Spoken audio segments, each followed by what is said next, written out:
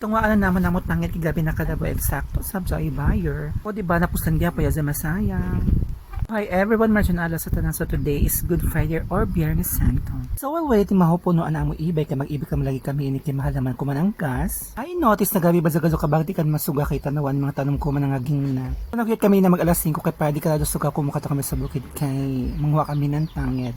Since kay gabi na to kadabo and then kahapon well nagriban ako, naka-mention man ako customer na pupalit sa tangit kay dyan may lagi dyan negosyo na lechon manukan. So I offer na at iamo gabi kahamo. So kinapuno naman ang ibig hala proceed na kami sa bukid and hindi na sa gazukarado suga. Ano mga tangya na grabe kahamok sa nang grabe kadabo is ato naman sa bukid located kay wala gi manguha kay kaladyo man.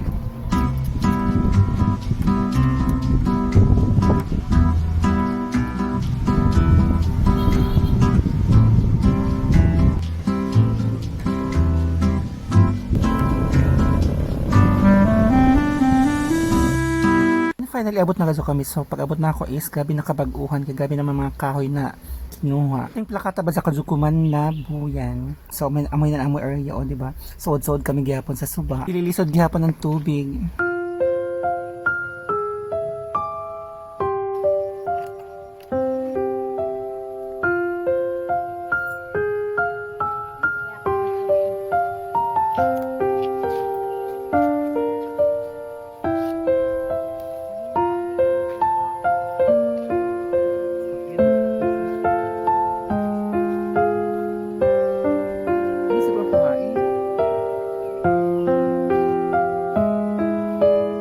Dapat inagisa mo planuhan kuhaan kay pag-gawin naman sa papatay, but since gabi kagahay sa ibton, so dito lang kami nagpus nanguha sa hutok-hutok malupan para isa kaibutan na kuha dungeon. Since kay uno man sa kapunuan ng mga dabo na total jaon naman sa buyer, so maybe baliko na kanabo in that time is mo din nagazo kami ng bara-bara pa maibot na yung pinakagay kayo tanawa si mother nagasod pag ibot kay gabi gazo kagahi. First attempt jaon namo so di gazo kaya, so ari kami sa pinakahutok.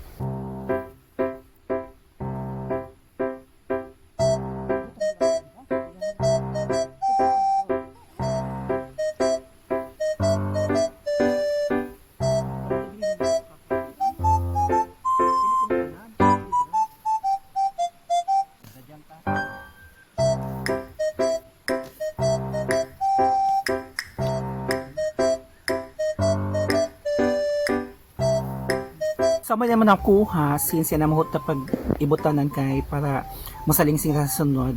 Yan ba hindi sa mahulot nila paggamit ng buyer. So, kaya pwede na maibutang mga next day. Kung kano saan nila gamito. Total ito naman ang tangid permanente.